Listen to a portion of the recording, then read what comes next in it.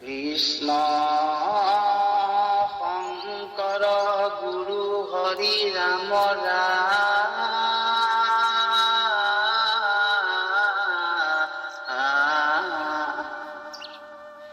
হৰি ৰাম ৰাম ওম নমো ভগৱতে বাসুদেৱায়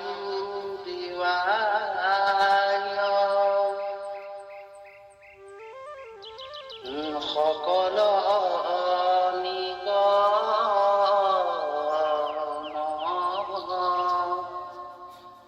কল্পতৰু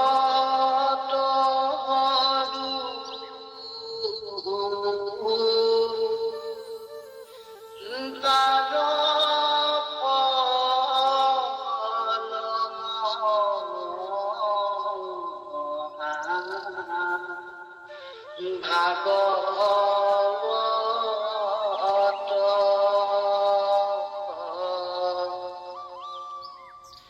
মুখে আখি ভূমিত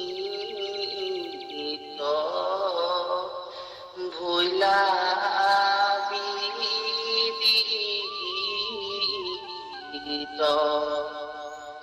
ৰসত চতুৰ যিটো জন কৃষ্ণৰ চৰণে দিয়া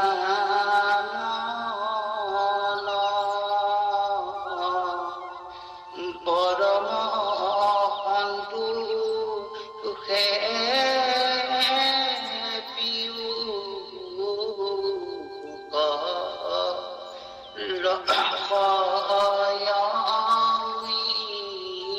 ৰসয়মিত পৰম সন্তোষে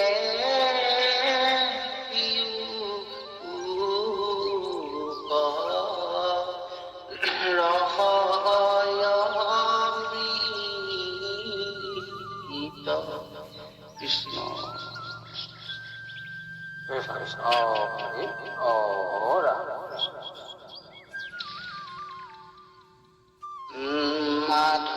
মাধৱৰ মায়া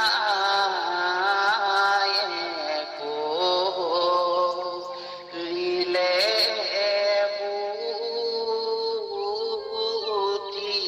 বুদ্ধিহত মধ্য লাগি ভৈল হৱে পৰম উন্মত্ত অস্ত্ৰ শস্ত্ৰ ধৰি হৱে ৰণত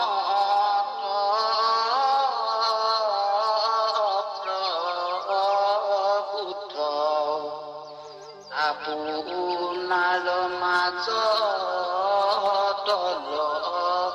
গাইলে কুৰ বুদ্ধ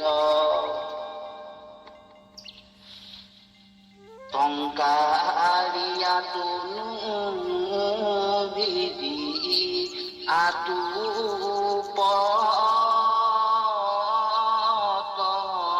পটংকাৰে গদা মুদগৰ আউতি পৰশু প্ৰহাৰে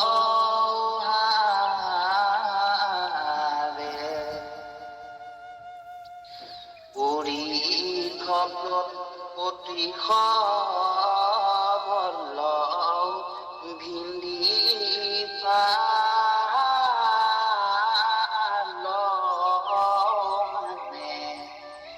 নৰা চতুমৰ বৰি হৈ সন্ধানে কৃষ্ণ কৃষ্ণ কৃষ্ণ প্ৰভুজন কৃষ্ণ কৃষ্ণ হয় আমি সেৱাভাগী জনাই লওঁ। জয় গুৰু শংকৰ হৰব গুণাকৰে যাতে শিকে উপম তোহাৰি চৰণ বাৰে কপৰু প্ৰণাম বাৰে কপৰু প্ৰণাম। আমাৰ জন্ম জন্মান্তৰ সেৱা এতিয়া ভক্তি মথন অনুষ্ঠানৰ সভাপতি সম্পাদক প্ৰমুখ্যে সমস্ত ভকত বৈষ্ণৱ আই মাতৃৰ যুৱক যুৱতী মইনাসকল সদৌতিৰে চৰণত আমি সেৱাভাগী আগবঢ়াইছো। অতি গুৰুত্বপূৰ্ণ আধ্যাত্মিক তথা তত্ত্বগধুৰ অনুষ্ঠান। তাতে আকৌ এয়া বিয়লি বেলা, এই বিয়লি বেলাত ভগৱন্তৰ গুণনাম চৰ্চন কৰি ভগৱন্তৰ প্ৰতি ভক্তি অঞ্জলি আগবঢ়াবৰ কাৰণে আগবাঢ়ি অহা সেই ভকত বৈষ্ণৱ সমস্ত আই সমস্ত যুৱক যুৱতীসকল সমস্ত চৰণত সেৱাভাগী আগবঢ়াইছো। আৰু আমাৰ এই পবিত্ৰ তথা আধ্যাত্মিক অনুষ্ঠানভাগী মুকলি কৰি দিয়া আমাৰ পৰা এগৰাকী নগাঁৱৰ এগৰাকীক আমি সেৱা জনাইছো। আৰু অতি সুন্দৰকে এয়া ভাগৱতৰ শ্লোক তথা গুৰুস্মৰণেৰে আৰম্ভ কৰা আজি পাঠৰ জিতু শংকৰ হাজৰিকা প্ৰভুজনা তেখেত বোকাখাটৰ বুলি জানিব পাৰিছো। অৱশ্যে তেখেতৰ শ্ৰীমুখেৰে ভগৱন্তৰ গুণানুকীৰ্তন ভাগৱত পাঠ আজিহে শ্ৰৱণ কৰি পাইছো নেকি। ইও এটা আমাৰ কাৰণে অতি গৌৰৱ, অতি পবিত্ৰ, অতি ভাগ্যৰ কথা। এতিয়া আপোনাৰ ভকত বৈষ্ণৱ সমস্তে আমাক অকণমান দায়িত্ব দিছে। আজি বাপজনাই যিকেইজনা পদ ইয়াতে পাঠ কৰিব সেই পদকেইজনাৰে সৰলীকৰণ কৰিবৰ কাৰণে আমাক দায়িত্বভাগী অৰ্পণ কৰিছে। আমি অপাত্ৰ যদিও আপোনাসৱৰ আজ্ঞাবাণী লংঘন কৰিব শক্তিও আমাৰ নাই। সেয়েহে আপোনাসৱৰ আজ্ঞাবাণী পালন কৰি আমাৰ এনে নগণ্য জ্ঞানেৰে সৈতে যি জানিছো যি বুজিছো আপোনাসৱৰ পৰা সংগ্ৰহ কৰাই এই জ্ঞানকণ আপোনাসৱকে শুধৰাবলৈ যাওঁ। আপোনাসৱকে আকৌ অৰ্পণ কৰিবলৈ যাওঁতে আমাৰ কায় বাক্য মনকে ধৰি নথৈ অপৰাধ হ'ব। সমস্ত অপৰাধৰ মাৰ্জনা কৰিব আৰু আপোনালোক সমস্ততে আমাৰ লগত পূৰ্ণ সহযোগিতা আগবঢ়াই ভগৱন্তৰ গুণ কীৰ্তন মহিমা আমাৰ বৰগীত ভাগে ক'ব কোৱাৰ নিচিনাকৈ আমি কেনেকৈ ভগৱন্তৰ মহিমা বিচাৰি পাম। যিজনৰ জন্ম নাই মৃত্যু নাই, যিজন অজ অমৰ, যিজনে যিবিলাক কাম কৰে সেই কামবিলাক অকৰ্তা অৰ্থাৎ কৰোতা আৰু কোনো নাই। তথাপিতো সেইবিলাককে গাই বাই আমি এই ভগৱন্তৰ নিৰ্গুণ গুণেৰে গুণান্বিত হৈ ভগৱন্তৰ গুণ মহিমা আমি শ্ৰৱণ কীৰ্তন কৰি তেৰাৰ ওচৰলৈকে যাব পাৰো। ইয়াকে সুন্দৰভাৱে বৰগীত ভাগে কৈছিলে। সেইভাগী বৰগীতকে এগৰাকী পৰিৱেশন কৰি আজি আখ্যানটোৰ লগত ৰচিতা হোৱা এই গীতভাগী পৰিৱেশন কৰিছে। আৰু আমিও সেই ভগৱন্তৰ গুণলীলা কিদৰে কৈ শেষ কৰিব পাৰিম বা কেনেকৈ বৰ্ণনা কৰিম সেয়া আমাৰ সাধ্যৰ অতীত। তথাপিতো আমি মনুষ্য জন্ম লাভ কৰি এই ভগৱন্তৰ গুণ কীৰ্তন নকৰা মানে অৱশ্যে শিলা হ'বগৈ লাগিব। গুৰুজনে আমাক নিৰ্দেশ দি থৈছে, গতিকে গুৰুৰ আজ্ঞাও পালন কৰা হৈছে। আৰু গুৰুৰ একান্ত ভকতসকলৰ আজ্ঞা পালন কৰিবলৈ যাওঁতে হোৱা অপৰাধ ভুল ত্ৰুটি সমস্তটি মাৰ্জনাৰ হেতুকে আমি সদৌতিৰে চৰণত মহাপুৰুষৰ বাণীৰে সৈতে সেৱাভাগী আগবঢ়াইছো। সেৱাভাগী গ্ৰহণ কৰি আমাক কৃতাৰ্থ কৰিব। দীন দয়াশীল দেৱতা মুদৰ দীন কনেৰিও মুখ হেন কৃপা কৰা তজুপাৱে মোৰ সহজে ৰতি মিলু হেন কৃপা কৰা তজুপাৱে মোৰ সহজে ৰতি মিলু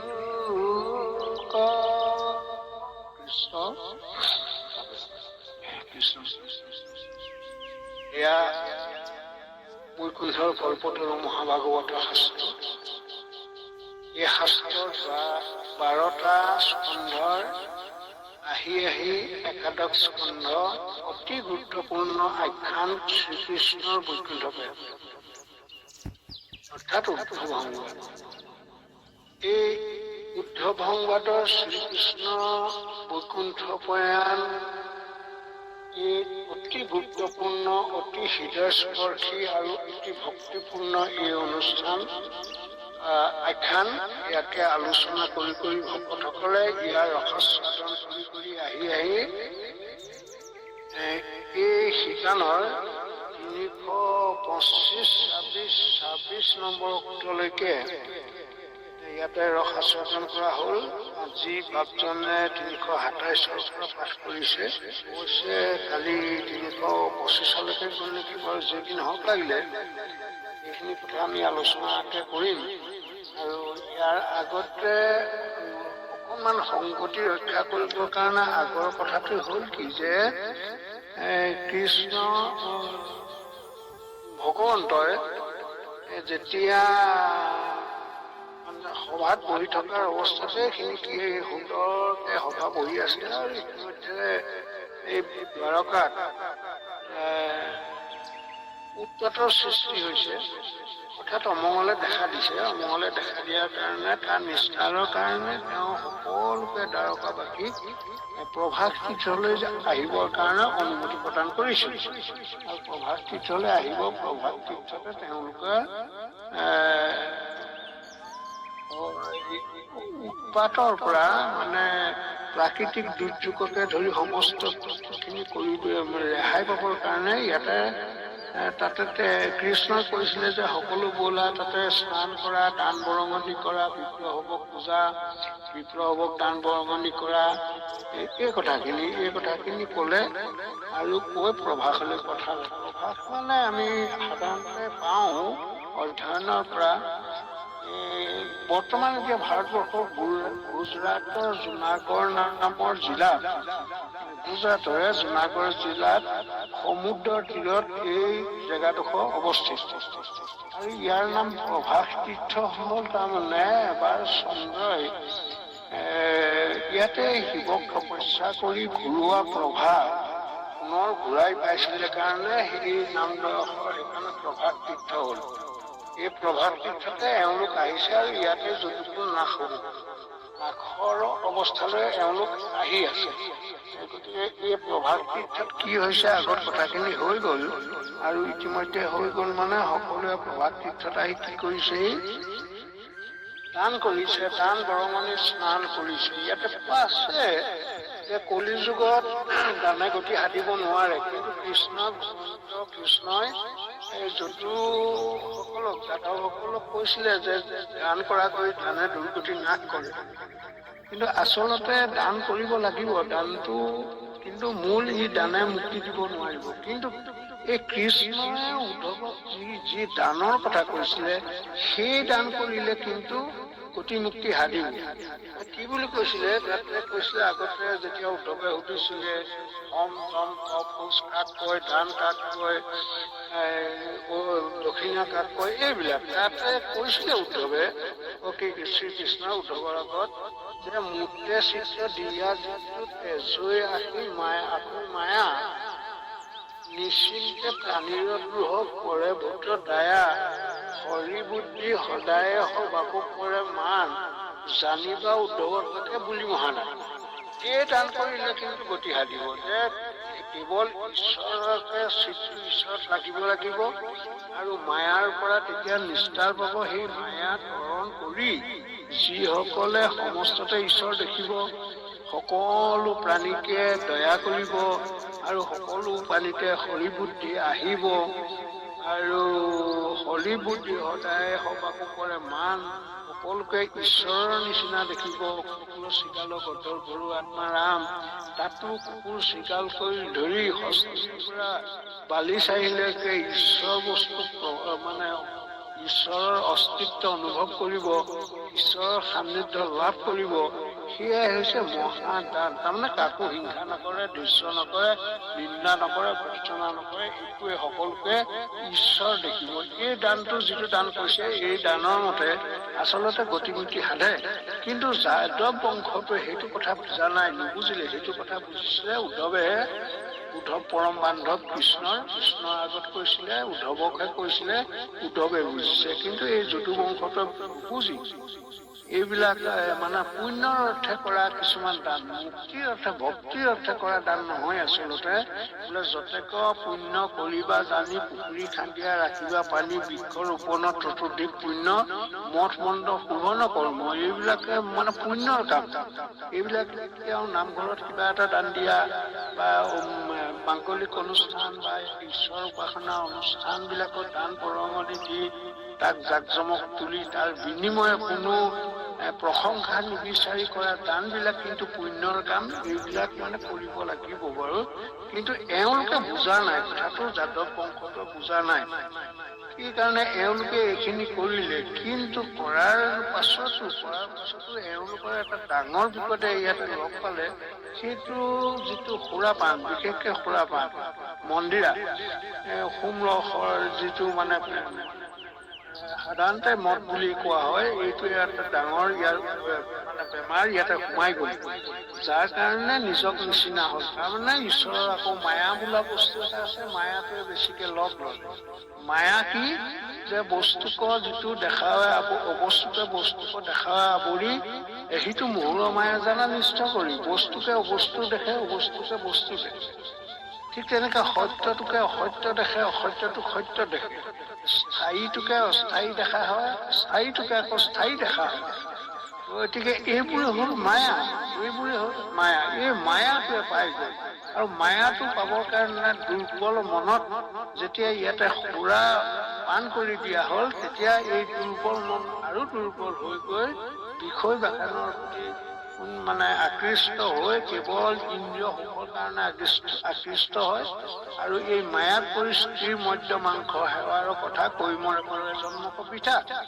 গতিকে এই মায়াত পৰি কি হৈছে, স্ত্ৰী মদ্য মাংস এইবিলাকত পৰি গ'ল। পৰি যোৱাৰ লগে লগে এওঁলোকৰ মায়াটোৱে বেছি আৱৰি ধৰিলে, তেতিয়া নিজকে নিচিনা হ'ল। নিজৰ ভাই ভাতৃ, পিতৃ মাতৃ, বিমাই বহিন এইবিলাক চিনি নোপোৱা হৈ গ'ল। এইবিলাক তেওঁলোকৰ কাৰণে কোনো মানে প্ৰয়োজন নাইকিয়া হৈ গ'ল। আৰু আত্মাকে দেহকে আত্মা বুদ্ধি মানিবলৈ ধৰিলে। এই মায়াটোৱে যেতিয়া পাই গ'ল, তেতিয়া কি তেওঁলোকৰ মাজত কাজিয়াৰ সৃষ্টি হ'ল। তাতে আকৌ আছে আগৰ ঋষিৰ অভিশাপ আছে যে এওঁলোকে মায়াত পৰি কৃষ্ণ যেতিয়া মায়াত পৰে বা ঈশ্বৰ বিৰোধী হয়, তেতিয়া ঈশ্বৰে যেতিয়া যাক কৃপা নকৰে, তেতিয়া সদায় সৎ বুদ্ধিয়ে আঁতৰি ফুৰে, অসৎ বুদ্ধিবোৰে লগ লয়। আনকি স্বয়ং কৃষ্ণ নিজৰ বংশটো, যদু বংশটো অসৎ বুদ্ধিয়ে লগ ললে। কৃষ্ণৰ নিজৰ পুতেককে গৰ্ভৱতী তিৰোতা সজাই আনিলে, আনি ঋষিমুনি বিলাকক আকৌ প্ৰমাণ চালে যে এওঁ ল'ৰা হব নে ছোৱালী হব।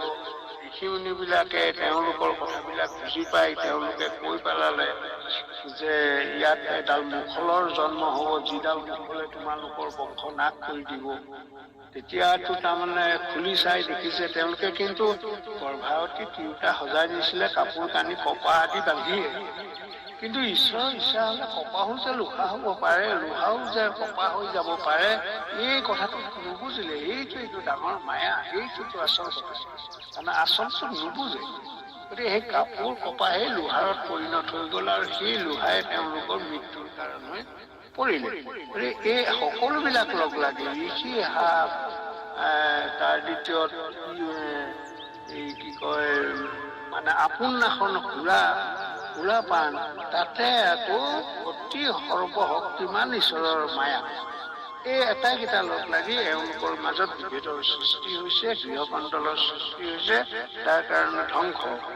এই গৃহকণ্ডলখন এনেকুৱাকৈ লাগিছে, যুদ্ধখন এনেকুৱাকৈ লাগিছে, কালি কিছু বৰ্ণনা হৈছে আৰু ইয়াত আজি এইখিনিৰ পৰাই আহিছে বাৰু। পটু চাৰু বাৰু কান্দা ধৰি ধনুবান, পটুৰ অৰ্থে গজেশ্বৰে পটু নৰজান। তাৰমানে এওঁলোকে এইবিলাক অস্ত্ৰ বাৰু খান্দা ধনুবান এইবিলাক কষ্ট লৈ কিছুমানে কি কৰিছে, হাতী ঘোঁৰাত উঠি আহিছে যুদ্ধ কৰিছে, কিছুমানে হাতীত উঠি যুদ্ধ কৰিছে, কিছুমানে মানুহৰ কান্ধত উঠি যুদ্ধ কৰিছে। মহিষ মেথন গৰু গাধে উঠি কতো তেজী ঘূৰে চৰি দেৰি চুটি। অৰ্থাৎ এইবিলাক ইহঁতৰ জান। অৰ্থাৎ মহিষ মানে মহ, মেথন এজাতি মহে, গৰু, গাধ, উট এইবিলাক ইহঁতৰ জান। এইবিলাক যুদ্ধৰ জান কৰি লৈ পেলানি এওঁলোকে যুদ্ধ কৰিছে আৰু যুদ্ধ কৰি নিজকে নাশ কৰিছে। ঈশ্বৰ কৃষ্ণ বৈকুণ্ঠলৈ যোৱা আগমুহূৰ্তত চিন্তা কৰিলে যে তেওঁ বংশটো প্ৰথমতে নিব লাগিব। এইখিনি কথা আলোচনা হৈছে। এই ঠিক তেনেকৈ আমাৰ যেতিয়া হৃদয়ত আচন্ত প্ৰকাশী, তাতে সেই ইন্দ্ৰিয়গণ ভূতপানক কিমান পৰ্বতে যথেষ্ট জল ৰাখি, কিন্তু হৃদয়তে চৈতন্য স্বৰূপে ঈশ্বৰ শক্তি আছে। এই ঈশ্বৰ শক্তি ওলাই যোৱাৰ আগত আমাৰ যত ইন্দ্ৰিয় ভূত প্ৰাণ বুদ্ধি মন এইবিলাক চবলে কি হয়, এইবিলাক আগতীয়াকে দুৰ্বল হৈ যায়, আগতীয়াকে এইবিলাক নাশ হৈ যায় আৰু শেষতে আমাৰ ধনঞ্জয় বায়ুটো ওলাই যায়। গতিকে এই আগতে তেওঁ বংশটো শেষ কৰিব লাগিব। বংশটো মানে আছিলে কি, এইবিলাকো দেৱতাই আছিলে। তোমালোক দেৱগণ সৌভাগ্য দেখি নাৰদৰ শিৰবাঞ্ছা কৰিব পূৰণ। আমি সেইখিনি কথা পাইছো আগতে, যে যেতিয়া ব্ৰহ্মাই স্তুতি কৰোতে এই কথাখিনি সিদ্ধান্ত কৰিছিলে, তেওঁ আঁচনিখন গ্ৰহণ কৰিছিলে। আঁচনিখন গ্ৰহণ কৰোতে দেৱতাবিলাক কৈছিলে তোমালোক ভূগণ সভাগৈ, আৰু নাৰদকো কৈছিলে নাৰদৰ শিৰবাঞ্ছা কৰিব পূৰণ। নাৰদৰ বাঞ্ছা হল এই ঈশ্বৰ ভগৱন্তৰ গুণ লীলাবিলাক চাই থকা আৰু ঈশ্বৰ ভগৱন্তৰ লীলাবিলাক পূৰ্ণ কৰিবৰ কাৰণে তেওঁ পূৰ্ণ সহযোগিতা আগবঢ়োৱা। এই গতিকে তাত পূৰ্ণ মানে এই তোমাৰ কামনা পূৰ্ণ হব, নাৰদক কৈছিলে। গতিকে এই দেৱতাবিলাকে ইয়াতে থৈ যাব নোৱাৰি, তেওঁলোকে লগত ঈশ্বৰে লৈ আহিছে, আকৌ লৈ যাব। ঠিক তেনেকৈ আমাকো ঈশ্বৰে কি দিছে, ইন্দ্ৰিয়বিলাক দিছে, মন প্ৰাণ বুদ্ধি এইবিলাক বল শক্তি তেজ মঙহ হাড় হিমজু চব দিছে ঈশ্বৰে। কিন্তু দিয়া আগমুহূৰ্তত তেওঁলোকক দুৰ্বল কৰি থৈ যাব লাগিব, অৰ্থাৎ লৈ যাব লাগিব। এইখিনি পঞ্চভূতৰে তৈয়াৰ কৰিছিলে দেহটো, পঞ্চভূতৰ লগত মানে বিলীন কৰিব লাগিব। চকুৰ দৃষ্টি যাব, কাণৰ মানে শ্ৰৱণ শক্তি যাব, ভৰিৰ চলন শক্তি যাব, হাতৰ কৰ্ম শক্তি যাব, ইত্যাদি ইত্যাদি সকলোখিনি গৈ থাকিব। গৈ শেষত যেতিয়া ঈশ্বৰ কৃষ্ণ ভগৱন্ত এই চৈতন্য মূৰ্তি শক্তিটো হৃদয়ৰ পৰা ওলাই গুচি যাব, তেতিয়া এই পঞ্চভূত ভৌতিক দেহটো পঞ্চভূতত মিলি যাব আৰু তাকে পঞ্চতংগত বুলি কোৱা হৈছে। গতিকে এইখিনি লীলা ঈশ্বৰ কৃষ্ণ ভগৱন্তৰ লীলা। তেওঁৰ নিজৰ বংশটো নাশ কৰিবলৈ যাওঁতে এনেধৰণে যুদ্ধ কৰি নাশ হৈছে। আমাৰ যেনেকৈ দেহটো প্ৰথমতে কি হয়, এনেকৈ নাশ হৈ যায়। ইয়াতে কোৱা হৈছে মাধৱৰ মায়াই কৰিলে বুদ্ধি হত, মধ্য লাগি ভৈল হবে পৰম উন্মত্ত। ইয়াক কৈছে যে মাধৱৰ মায়া, ঈশ্বৰৰ মায়া মানে কি, মায়া ইমানকৈ লাগি গল এওঁলোকে, এই মায়াৰ জৰিয়তে নিজৰ পিতৃ মাতৃ ভাতৃ একো চিনি নোপোৱা হ'ল, মা শহুৰ এইবিলাক একো চিনি নোপোৱা হ'ল। মায়াই কেৱল এওঁলোকক মোহিত কৰি পেলালে। এওঁলোকে দেখিছে যে সকলোকে জয় কৰি সকলোকে পৰাজয় কৰি মইহে জয়লাভ কৰিব লাগিব আৰু মইহে থাকিব লাগিব। এইটো হ'ল মায়া। এই যে পৃথিৱীখন অস্থায়ী, নিজৰ দেহটোৰ নিজৰ ওপৰত অধিকাৰ নাই, নিজৰ অধিকাৰ নাই দেহটো, এইবিলাক ঢাকি দেখুৱাই দিলে যে তোমাৰ দেহ শক্তি, তোমাৰ ঐশ্বৰ্য বিভূতি ৰক্ষাকৰ্তা কেৱল তুমিহে। এই দেখুৱাই দিয়া কথাটোকে, অহা জ্ঞানটোকে এটা মায়া, ভগৱন্তই এই মায়াটো দি দিছে। গতিকে সেই মায়াটোক আকৌ মানে জ্বলন্ত অগ্নিত ঘিউ ঢলা নিচিনাকে আৰু এটা বস্তু ঢালি দিলে, সেইটো হ'ল মধ্য লাগি ভৰিল হবে পৰম। অৰ্থাৎ তাতে যে মধ্য ঢালি দিলে, মদ ঢালি দিলে, সুৰাপান যে কৰি দিয়াটোৱে এটা ডাঙৰ মানে জলাজুত ঘিউ ঢলা নিচিনা কথা। এই কথাবিলাকে বাস্তৱ জগতক আমাক দেখুৱাইছে, আমাৰ অভাজনকো দেখুৱাইছে যে তোমালোক যদি নষ্ট হব বিচাৰিছা, এটা পৰিয়াল, এখন ঘৰ, পৰিয়াল, এখন সমাজ, যদি নষ্ট হ'ব খুজিছা, নিজৰ দেহটোক যদি নষ্ট কৰিব খুজিছা, দেহটোক আমি বাকীখিনি পৰাই নাই, মায়া চুট কৰিব পৰাই নাই। তাতে আকৌ যদি আমি মদ্য মাংসবিলাক দি দিওঁ, তেতিয়াহ'লে জুইকুৰা জ্বলাই লৈ কাপোৰে ঢাকি নুমুৱাবলৈ যত্ন কৰাৰ নিচিনা কথা হ'ব। গতিকে এই মদ্যপানটো এটাতকৈ আমাৰ ধ্বংসৰ এটা মূল বস্তু। ই নিজৰ দেহটো নাশ কৰে, আৰু দেহটো নাশ কৰাৰ লগে লগে নিজৰ পৰিয়ালটো নাশ কৰে।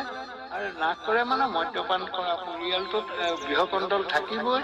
গতিকে গৃহকণ্ডল, মদ্যপান, নিজৰ নাশ কৰা বস্তু, এইখিনি আহি গ'ল। এইখিনি তাৰমানে আমাক তেতিয়াহ'লে আমি তাৰমানে সৎ জীৱন উদযাপন কৰিবলৈ হ'লে আমাক এইখিনিৰ পৰা আঁতৰি থাকিবৰ কাৰণে ইয়াৰ কি ক্ৰিয়া, এই মদ্যপান, ঈশ্বৰৰ মায়া, এইবিলাক মানে এইবিলাকৰ কি বিক্ৰিয়া ঘটিছে, এই বিক্ৰিয়াবিলাকৰ পৰা আঁতৰি থাকিবৰ কাৰণে প্ৰথম হ'ল ইয়াৰ নিজৰ ঈশ্বৰ কৃষ্ণই নিজৰ বংশটোকে ধ্বংস কৰি দেখুওৱা এটা সুন্দৰ জ্বলন্ত প্ৰমাণ।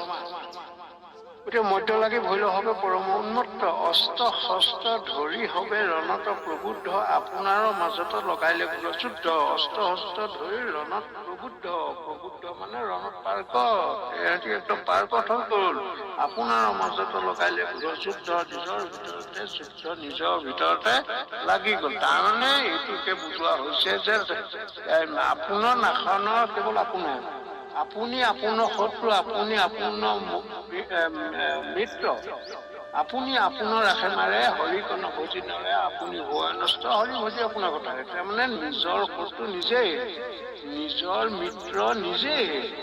নিজক নিজে ৰাখে নে নিজক নিজে ধ্বংস কৰে, এইটোকো নিজৰ বিবেচনাৰ কথা। ঈশ্বৰ ভগৱন্তই এইটোকে ইয়াকে এতিয়া ইয়াৰ এই জৰিয়তে কৈছে যে আপোনাৰ মাজতে লগাইলে যুদ্ধ, নিজৰ মাজতে যুদ্ধ হৈছে। ইয়াতে কৈছে টংকাৰীয়া, ইয়াতে গাইছে তনু বুলি গাইছে। আচলতে প্ৰকৃততে তনু হ'ব নালাগে, ধনু হ'ব লাগে। টংকাৰীয়া ধনু ফিৰি আঁটু পটংকাৰে, অৰ্থাৎ ধনুখন বেকা কৰি তাতে গুণ লগাই তাতে সেই গুণৰ পৰা শব্দৰ সৃষ্টি কৰিছে।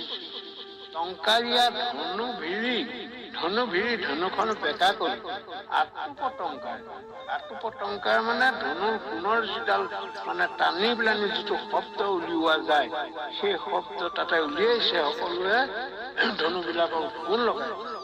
গদা মুদ গড় অপি পৰশু প্ৰহাৰে, অৰ্থাৎ এইবিলাক অস্ত্ৰ, গদা মুদ গড় এবিধ গদাই, এই গদাবিলাক অকণমান দীঘলীয়া নিচিনা, আৰু তাতে এই গজালৰ নিচিনা কিছুমান কাঁইত মানে গুজি থোৱা হয়। গজাল তেনেকে গজাল মৰা যায়, গজাল মাৰিলে গদাটো গজাল যদি বাহিৰে বাহিৰে মাৰি থোৱা যায়, তেতিয়াহ'লে সি এটা মুদগড়, সেইখিনি অস্ত্ৰ হ'ব।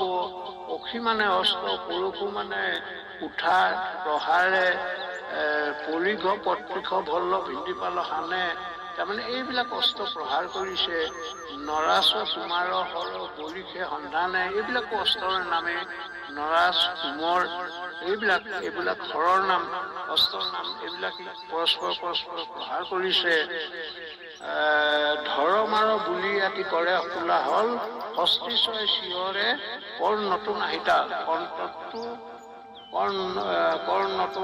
হানুইতা, অৰ্থাৎ এই তেওঁলোকৰ যিবিলাক বাহন আছিলে, হয় হস্তিবিলাক অৰ্থাৎ ঘোঁৰা, হাতী, এইবিলাক তেওঁলোকে ইয়ালৈ লৈ আহিছিলে, প্ৰবাদ নিজৰ নিজৰ যান বাহন লৈ আহিছিলে।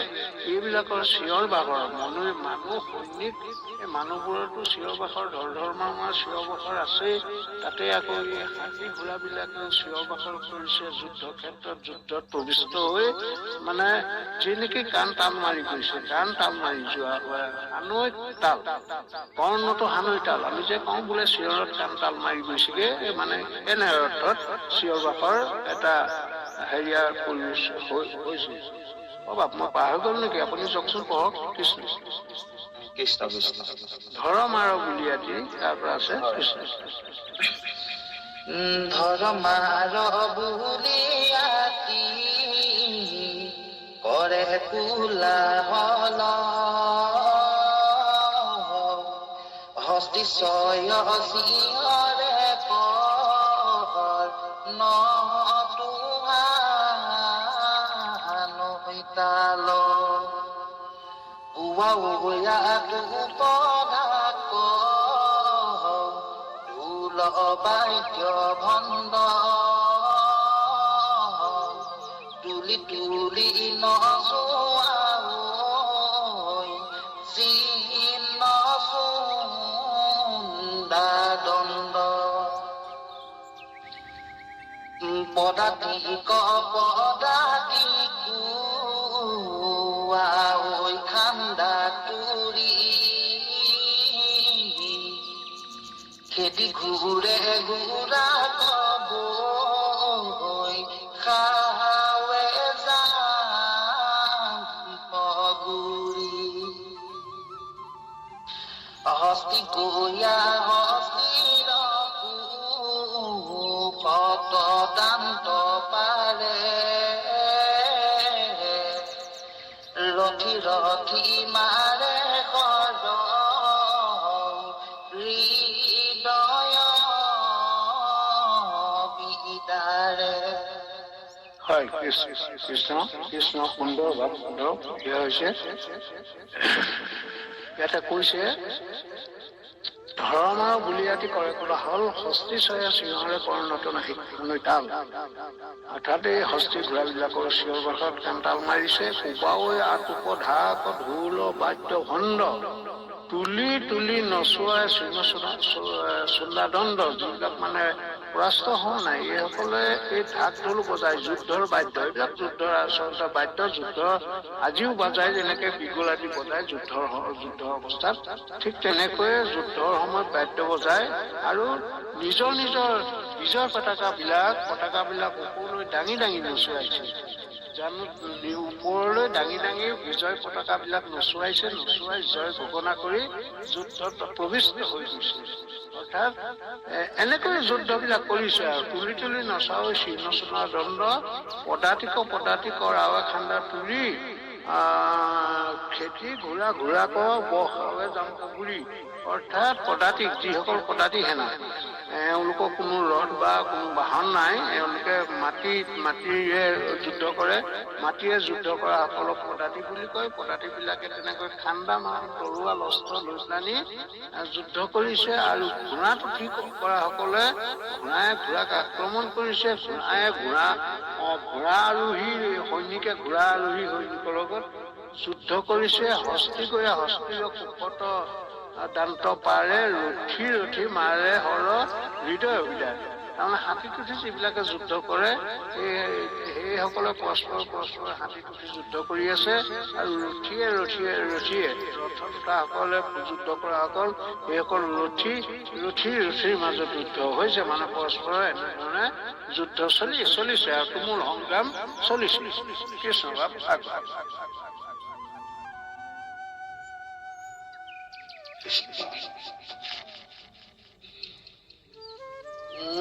লাগিল অসমৰ সাগৰ তীৰ জুৰি সেনাৰ শুনিতে নদী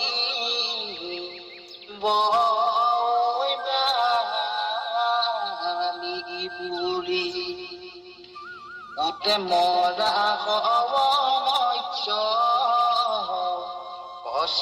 পৌৱাকাৰ মিলিল প্ৰলয় যেন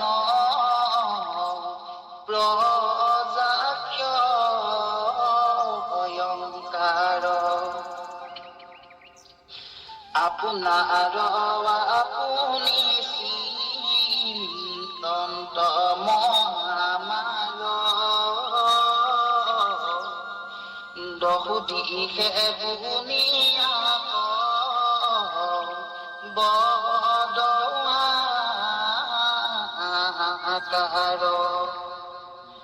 সেনাৰ সমৰ আৱে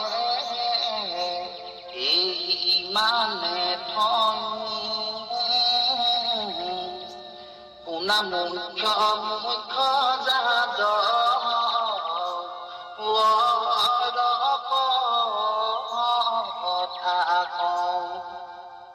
কৃষ্ণ কৃষ্ণ কৃষ্ণ প্ৰভু কৃষ্ণ এনেকৈ দুকুট দুকুটকে লাহে লাহে গাই থাকক বাপজনৰ সুৰটো বৰ বঢ়িয়া হৈছে কণ্ঠও ভাল লাহে লাহে গাই থাকক সুৰতে সকলোৱে বুজিবই কথাখিনি তথাপিতো আমি আনুষ্ঠানিকতা পালন কৰিছো আৰু লাগিল সমৰ সাগৰৰ তীৰজুৰি সেনাৰ সুন্দিতে নদী বৈ বালি পুৰি অৰ্থাৎ এনেকৈ সেনাবিলাকে যুদ্ধ কৰিছে একদম সাগৰৰ তীৰত যুদ্ধ কৰিছে কৰি প্ৰায় তেওঁলোকৰ মৃত্যু হৈছে অস্ত্ৰৰ আঘাতত তেওঁলোকৰ তেজ শোণিত সেনাৰ শোণিতে অৰ্থাৎ সৈনিকসকলৰ তেজেৰে নদী বৈ বালি পুৰি তাৰমানে তাৰ এই প্ৰভাসৰ যিখিনি মাটিত বালি আছিলে বালি সকলো পুৰি মানে বুঢ়াই লৈ ইমান তেজ গৈছে ইমানেই মানে সৈনিকৰ তেজবিলাক গৈছে কেনেকৈ গৈছে উঠে মৰা সৱৰ মৎস্যপ কচ্ছপ আকাৰ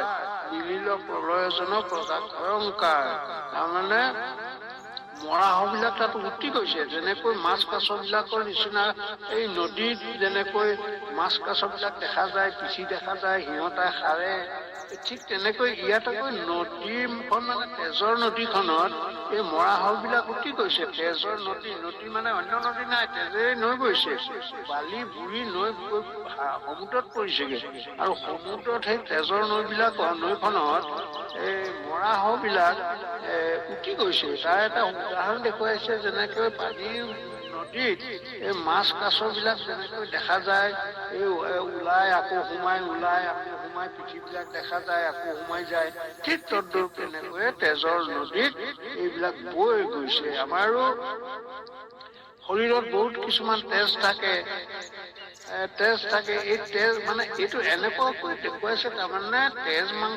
তেজেৰে মাংস একো নাথাকে তাৰমানে প্ৰলয় যেতিয়া আহিব ঈশ্বৰে যেতিয়া ইচ্ছা কৰিব তেওঁ যেতিয়া আমাৰ হৃদয়ৰ পৰা ওলাই যাবলৈ যেতিয়া সময় হ'ব কেঠিকখনে ধৰে কালে আৰু ঠিক নাই তাৰমানে অন্তকে কেশতা আছে ধৰি আমাকো কেশতে ধৰি আছে কিন্তু ইমান তেজ আছে একদম বলৱন্ত একদম অতি সুস্থবান মানুহ তেজ কিন্তু দুদিনতে তেজখিনি কলৈ যায় আৰু এই তেজখিনি আহিছিলে কেনি আমি কোনো ক'ব নোৱাৰো কিন্তু ইমান শকত হলা কোনদিনা শকত হলা ক'ৰ পৰা ইমান মঙহ আহিলে তেজ মাংস আহিলে আমি কোনেও ক'ব নোৱাৰো কিন্তু যেতিয়া দুদিনত আমাৰ কিবা অসুখ হৈ যায় আকৌ বোলে নহয় মানুহটো খিনাই অৱস্থা নাইকিয়া হ'ল কোনেও ক'ব নোৱাৰে তাৰমানে তেজবিলাক মাংসবিলাক কলৈ গ'ল কেনি গ'ল কেতিয়া গ'ল কোনেও ক'ব নোৱাৰে মানে এইখন কি এইখন তাৰমানে এখন ধাৰাসাৰ বৈ থকা নদী কৃষ্ণ নদী আহিব এই গুচি যাব গতিকে এই ঠিক তেনেধৰণৰ এটা সিদ্ধান্তৰ সৈতে এটা আলোচনাৰ সৈতে এটা আগবঢ়াইছে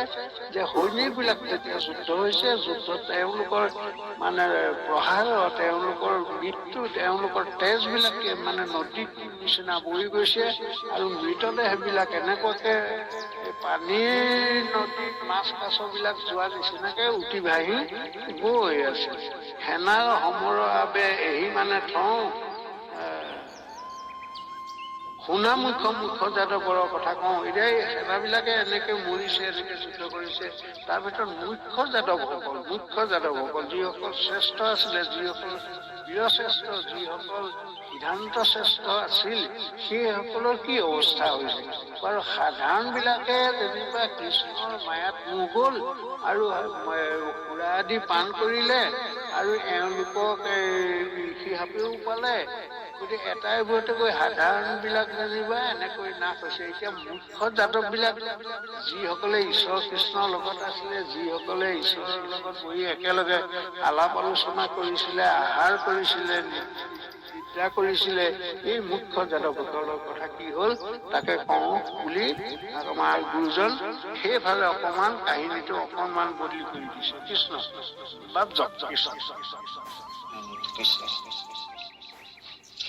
নেকে জীৱ প্ৰাণ যিটো সবংশে আছিল কণ্ডলৰ নামে দান্তে উঠে নলাগিল কৃষ্ণ মায়ায়ে কৰিলে কবুদ্ধি ধ্বংস মৰে কাটা কাটি কৰি সেই যদু বংশ খাম্ব কামদেৱৰ লাগিল যুদ্ধ কৰৈ ঘূৰ সমৰ সাহিত্য কি অনিৰুদ্ধ সুভদ্ৰ সংগ্ৰাম জিতে কৰৈ হুলস্থুল সুমিত্ৰ কুৰথে ৰথে কৰন্ত তুমুল।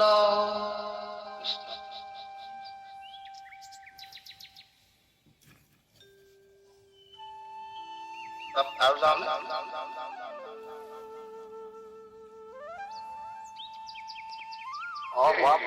মই মিউটটো নোখোলাকে মানে কৈ আছো, মই গৈ আছো, পিছতকে যাম বাৰু দেই। কৃষ্ণ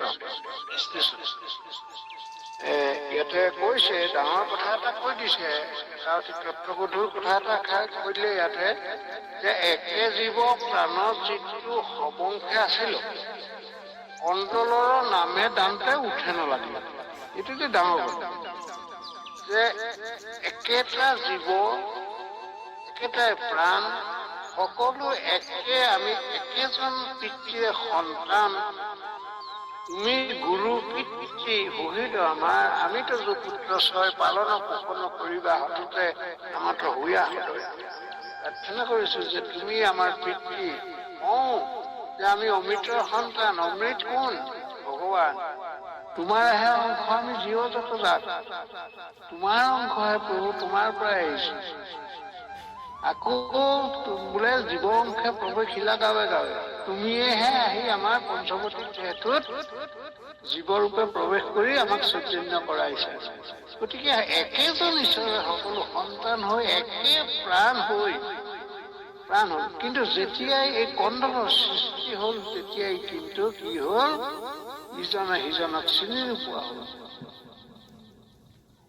একে ভাই ভাতৃ আমি সকলো, একেজন ঈশ্বৰৰ সন্তান। কিন্তু স্বত্তেও যেতিয়া ইয়াতে ডাঙৰ বস্তুকেইটা সোমাই গ'ল, আচল ধ্বংসৰ মূল কাৰণকেইটা সোমাই গ'ল।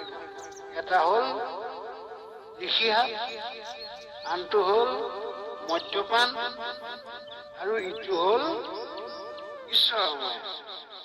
যেতিয়া ইহঁত তিনিওটাই লগ লাগি গ'ল, লগ লাগি যোৱাৰ কাৰণে আমি যে এজন ঈশ্বৰৰ সন্তান, সকলোৱে ভাই ভাই, সকলোৱে একে প্ৰাণ, সকলোৱে এখন নাৱৰ যাত্ৰী, সকলো একেধৰণে আহি জন্ম লৈছো এখন সংসাৰত, একেধৰণে জীৱন নিৰ্বাহ কৰিছো, আৰু একেধৰণে মৃত্যুৰ মানে পথিক হৈছো।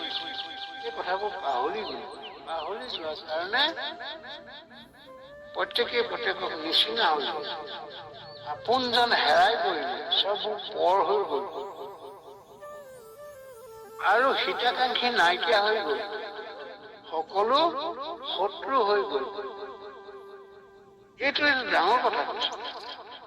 আমাৰ সকলোৰে হৃদয়ত ঈশ্বৰ কৃষ্ণ আছে, ঈশ্বৰেহে চৈতন্য কৰি আছে, আৰু জন্ম মৃত্যু কাৰো অধিকাৰত নাই। কোনে কাকত দেহৰ দুখ কোনে বাবি লাভে হক, কোনে কৰি আছে অধিকাৰ, কেহু নহয় স্বতন্ত্ৰ হৰি আত্মা সমস্তৰ ফলদাতা ঈশ্বৰৰ হবা। এইখিনি পাহৰি গৈ কি হৈছে, প্ৰত্যেকেই তোক মই মাৰি পেলাওঁ। তাৰমানে মৃত্যুৰ গৰাকী যেন সিটোৱে। আমি যে কাৰোবাক কম তোক মাৰি পেলাম বুলি কেতিয়াবা কোনোবাই কৈ পায়, তাৰমানে মৃত্যু তেতিয়াহ'লে আমি জানো নেকি যে তেওঁৰ মৃত্যু মোৰ হাতত, কিন্তু মোৰ মৃত্যু কোনফালে, নিজৰ মৃত্যুটোকে নাজানে। মোৰ মৃত্যু ক'ত হ'ব, কেতিয়া হ'ব, কেনেকৈ হ'ব, এই কথাটোকে নাজানো। আনৰ মৃত্যু ৰচনা কৰিবলৈ যাওঁ আমি। ইয়াকে ঈশ্বৰৰ মায়া নহয়নে বাৰু? ঈশ্বৰৰ মায়াতে মোহিত হৈ আমি তেনেকুৱা বাক্যও কৈ পেলাওঁ। অকল বাক্য কোৱা নহয়, তেনেকুৱা কাৰ্যও কৰি পেলাওঁ। কাৰোবালৈ অস্ত্ৰ শস্ত্ৰ দাঙি লৈ উঠাই লৈ দিওঁ আমাক। এই কথাখিনি সুন্দৰকে গীতাত কৃষ্ণই অৰ্জুনক কৈছিলে যে তুমি মাত্ৰ যুদ্ধ কৰা, তুমি মাত্ৰ তোমাৰ কৰ্তব্য কৰা, কাৰ মৃত্যু, কাৰ হাতত, কোনে কাক মাৰিব লাগে, কোনে কাক বচাব লাগে, এইবোৰ চব মোৰ দায়িত্ব, মই কৰিম, তুমি মাত্ৰ কাম কৰি যোৱা। কিন্তু ঈশ্বৰৰ, সেইজন ঈশ্বৰৰ মায়াৰ কাৰণে আমি সেই কথাখিনি পাহৰি যাওঁ। অৰ্জুনক যিখিনি শিক্ষা দিছিলে আৰু ইয়াতো যিখিনি শিক্ষা এই ভাগৱতে দিছে, এই শিক্ষাখিনি আমি পঢ়ি যোৱাৰ পাছতে পাহৰি নিজকে মই বৰ বুলি ভাবো। আৰু সুন্দৰকে মহাপুৰুষে কৈছে, আপুনি আপোনাৰ শত্ৰু, আপুনি আপোনাৰ মিত্ৰ, আপুনি আপোনাৰ নাই। এইখিনি কথাও আমি সেইকাৰণে পোৱা যায়। এইটো সেইটো বৰ ডাঙৰ কথা এটা ইয়াতে কৈ দিলে যে কি বুলি ক'লে, লাগিল সমৰ সাগৰৰ প্ৰিয় জুৰি এনাৰ শোণিতে নদী ভয়। ইয়াতে এই কথা ডাঙৰ কথা হৈছে, আপোনাৰ আপুনি চিন্তন্ত মহামাৰ দকু দিশে শুনিয়া হবলৈ হাহাকাৰ। এইটো কৈছে একে জীৱ প্ৰাণ যিটো সবংশে আছিলা, অৰ্থাৎ একে প্ৰাণৰ প্ৰাণ হৈ, একে মিত্ৰৱতী হৈ, সকলোৱে এটা বংশত, জাত বংশত সকলো আছিলা। কণ্ডলৰ নামে তাতে উঠে নলাগিলা, আৰু কণ্ডল যেতিয়া আহি গল তাতে উঠে নলগা হল। কৃষ্ণৰ মায়াই কৰিলে বুদ্ধি ধ্বংস, মাৰে কাটা কাটি কৰি সেই যদু বংশ। কৃষ্ণৰ মায়াৰ ফলত কোনো কাকো নিচিনা হৈ গল, আৰু কাটা কটি কৰি ইজনে সিজনে নিজকে নাশ কৰি নিজৰ বংশটোকে তিনি শেষ কৰি পেলাইছে। খাম্ব কাম দেৱৰ লাগিল ঘোৰ যুদ্ধ, নিজৰ কৃষ্ণৰ পুতে আম্ব। ইয়াক কামদেৱ অৰ্থাৎ দুয়ো পুত্ৰ, একেজন পিতৃয়ে দুয়ো পুত্ৰ, ভাই ভাই লাগি গল ঘোৰ যুদ্ধ। পৰে ঘোৰ সমৰ সাত্যকী অনিৰুদ্ধ, কোনোবা কৃষ্ণৰ পুতেক, কোনোবা কৃষ্ণৰ ভায়েক, এইবিলাক এনেকৈ। কিন্তু আগতে এওঁলোকে কেনেকৈ ভাই ভাতৃত্বৰে আছিলে, যেতিয়াই কৃষ্ণ ভগৱানৰ মায়াই পালে তেতিয়াই কোনো কাকো নিচিনা হল।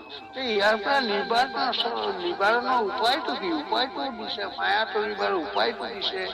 তজুপদ ক্ষেত্ৰ ছত্ৰ পাই অমিত বুলি সৰ্বদাই আৰ ছায়া বিজেনি দেখোতাৰ উপায়। তোমাৰ মায়ে হৈ অকতৰ ভুনক ধৰি বহি আছে, আমাক কওঁ বুলি গুচাই উপমায়া স্বামী, তোমাৰ চৰণে আমি বুজিলো হওঁ জয় জয় বুলি। এই নিবাৰণী উপায়বোৰ শেষ কৰি পেলালে এই কৃষ্ণৰ মায়া। তাতে আকৌ ঘিউৰ সদৃশ পুৰা আৰু ঋষিৰ হাত। এইখিনিৰ প্ৰতি সদায় আমি সাৱধান হব লাগিব। সেইকাৰণে কৈছে, তাৰমানে এইবিলাক যে নামবিলাক কৈছে, তাৰমানে এয়া সত্যভামাৰে পুতেক, ৰুক্মিণীৰে কোনোবা পুতেক বা কৃষ্ণৰ কোনোবা ভায়েক, এইবিলাকৰ মাজতে যুদ্ধ লাগি গৈছে। এই মুখ্য যাদৱবিলাকৰ মাজত সুভদ্ৰা সৌমী সংগ্ৰাম জিতে কৰে হুলস্থুল, সৌমিত্ৰ সুৰথে কৰে ৰথে মানে তুমুল ৰথে ৰথে তুমুল সংগ্ৰাম হৈছে। এই মুখ্য যাদৱবিলাক এনেকৈ নাশ হৈছে। কৃষ্ণ ভাৱ আগবঢ়া। কৃষ্ণ উন্মুখ নিশঠে বৈল দুৰ্ঘোৰ কণ্ডল, ক্ষত জিত সমে যুঁজে ভানু মহাবল। অক্ৰূৰ সহিতে ভুজ বৰ্মা মহাবীৰ, কমৰ কৰন্ত কূপে কম্পায়া কৰিল। কৃষ্ণ ভাতৃগণে আৰু কৃষ্ণ পুত্ৰ গতে, যুজন্ত আক্ৰোশে আতি আকৰ্ণ শবদে। সাৰণ কোশে নেহেৰণ কৰৈয়া হৰিষ, বৰশীয়া কৰে পুৰী লন্ত দপুৰিষ। হয় বাপ কৃষ্ণ। এনেকৈ মানে কৃষ্ণ কোনোবা কৃষ্ণৰ ভাতৃ, কৃষ্ণ কোনোবা কৃষ্ণৰ পুত্ৰ, অথচ তাহাঁতৰ মাজতে কাজিয়া হৈছে। কিন্তু তাতে ডাঙৰ কথা কৈ দিলে যে কৃষ্ণ ভাতৃজনে কৃষ্ণ পুত্ৰ গণে গদে নহয়, আচলতে গণে গদে আছে। তাৰপিছত যুজন্ত আক্ৰোশে আতি আকৰ্ণ হব দে, তাৰমানে আকৰ্ণ হব দে মানে কাণলৈ কাণ তাল মাৰি যোৱা শব্দ কৰে, তাৰমানে কেতিয়া শব্দ কৰে? আমি এতিয়া চাবলৈ গ'লে ওচৰতে থকা সন্মুখত থকা মানুহ এজনক ইমান ডাঙৰ চিঞৰি কথা নকওঁ, ইমান ডাঙৰকে কথা নকওঁ, কিন্তু যেতিয়া আমি বিদ্ৰোহ কৰো তেতিয়া সেইটো খালি হাত দাঙি দাঙি শ্লোগান দিওঁ, ডাঙৰকে ডাঙৰ ডাঙৰকৈ কওঁ। কিয় ক'ব লাগে? সৰুকে ক'লেও শুনে। তাৰমানে যেতিয়া ক্ৰোধত বশৱৰ্তী হৈ ইজনে সিজনক শত্ৰু ভাৱে ভাৱপূৰ্ণ হোৱাৰ লগে লগে আত্মীয়তা তাৰমানে সান্নিধ্যটো আঁতৰি গুচি যায়। মানসিক অন্তৰত তাৰমানে তেওঁ মোৰ পৰা বহুত দূৰত, সেইকাৰণে মই চিঞৰি ক'ব লগা হৈছে, বা মই তেওঁৰ পৰা বহুত দূৰত গুচি গলো। তাৰমানে আত্মীয়তাটো হেৰাই গল, সম্বন্ধটো হেৰাই গল। হেৰাই যোৱাৰ লগে লগে তেওঁ বহুত দূৰণিলৈ যেন গুচি গল। তেওঁ যেন মোৰ সম্বন্ধীয় নহয়, মোৰ যেন কুটুম্ব নহয়। গতিকে তেওঁক সেইকাৰণে যেতিয়া খং কৰা হয় যে বা কাজিয়াত খুব ডাঙৰকে তৰ্কাতৰ্কি যেতিয়া কৰা যায়, খুব ডাঙৰকৈ কোৱা যায়। কিয় কোৱা যায়? ইদৰেতো কথাবিলাক আমি সৰুকেই কওঁ, ওচৰতে থাকে, কিন্তু ওচৰ একেখন সভাতে বহি থাকোতে আমি অন্যান্য কথাবিলাক আলোচনাবিলাক কৰোঁতে ইমান ডাঙৰকে চিঞৰ নামাৰ, কিন্তু যেতিয়া তৰ্কাতৰ্কি কৰো তেতিয়া বৰ ডাঙৰ ডাঙৰ টেবুলত ঢুকিয়াই ঢুকি শব্দ উঠি যায়। কিয়? তাৰমানে আত্মাবোৰ আত্মাৰ পৰা আঁতৰি গুচি যায়। আঁতৰি গুচি যোৱা ভাৱটো আহি যোৱাৰ লগে লগে ডাঙৰকে ক'ব লগা হয়, তাক শুনাই দিব লাগে, সেইটোকে কাণ ফালি চিঞৰি দিব লগা হয় তাৰ ওচৰত, কিন্তু মোৰ কাষতে। এইটো কি কৈছে? তাৰমানে আমাৰ সম্পৰ্কবোৰ, সম্বন্ধবোৰ, আত্মীয়তাটো বহুত দূৰলৈ গুচি গল কাৰণে আমি চিঞৰি ক'ব লগা হৈছে। বহুত দূৰলৈ গুচি গল, লাগিলে সেইকাৰণে কৈছে যে একদম আকৰ্ণ শব্দ মাৰিছে। কিন্তু তাতে আৰু এটা ডাঙৰ কথা কৈছে, অসুৰ সহিতে ভোজ বৰ্মা মহাবীৰ সমৰ অকৰন্ত কোপে কাম্পয়া হৰিৰ। অসুৰ এজন মহাভক্ত, বংশৰ প্ৰদীপ স্বৰূপ, কিন্তু তেওঁকো যে পালে, তেওঁতো একান্ত ভকত, কৃষ্ণৰ ভকত, কোনোবা কৃষ্ণৰ পুত্ৰ, কোনোবা কৃষ্ণৰ ভাতৃ, কোনোবা কৃষ্ণৰ জ্যেষ্ঠ, কোনোবা কৃষ্ণৰ ভকত। অথচ এওঁলোকক কি হৈছে? এওঁলোকক ঈশ্বৰৰ মায়াই মোহিত কৰিছে। গতিকে মায়াৰ তৰণ কৰা, মায়া নাশ কৰিব পৰা শক্তিটো কম শক্তি নহয়। এই মায়াক জয় কৰিব পৰাটো বৰ দুৰ্লভ। এয়া অসুৰ দুৰ্লভ, অসুৰেও কৰিব পৰা নাই। সেইকাৰণে অসুৰ যুদ্ধত প্ৰবিষ্ট হৈছে মুখ্য যাদৱ। তেওঁ যাদৱৰ তেওঁলোকৰ বংশৰ এজন প্ৰদীপ। তেওঁ এই অৱস্থা হৈছে। হাৰণ সুখেন ৰণ কৰে সাপৰি, বৰশীয়া হৰে পুৰি লণ্ঠন সুধি। এইবিলাক নামবিলাক উচ্চাৰণ কৰিছে, সুখেন হৰেণ, হাৰণ ইত্যাদি। এইবিলাকেও এনেকৈ যুদ্ধখিনি কৰিছে। তাৰ মাজতে ডাঙৰ বস্তু এটা আহি গৈছে যে অসুৰ আহিছে, ভুজবৰ্মা আহিছে, এওঁলোক মহাবীৰ, এওঁলোক বীৰ এওঁলোক হস্তে হস্তেটো বীৰে, জ্ঞানশ্ৰেষ্ঠ প্ৰদীপ স্বৰূপ। তথাপিতো এওঁলোকে কিন্তু কৃষ্ণৰ মায়াৰ পৰা উদ্ধাৰ হব পৰা নাই। এওঁলোকেও এই ভুল কৰিছে। আৰু ইয়াতে ধুনীয়া এই যে যুগন্ত আকুশাতি আকৰ্ণ হব দে, এই আকৰ্ণ শব্দ কিয় আহিছে? ইয়াতে এই তত্ত্বখিনি সোমাই আছে। কৃষ্ণ ভাৱ আগবাঢ়কচোন। পাৰিমনে? আমি সময় আছেনে?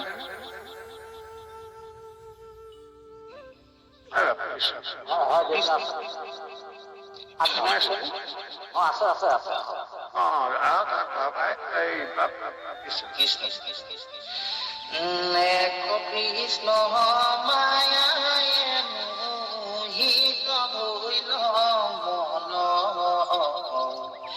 আৰু মধ্যে মতৱাতি হইল চেতন, গুচিল হৃদ ভাৱ শত্ৰু বুদ্ধি নাহি,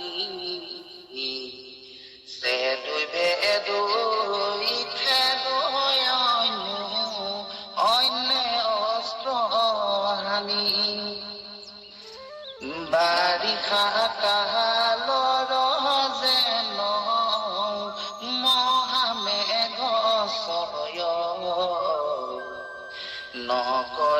দিছে দশানী বান দৌৰি ক্ষয়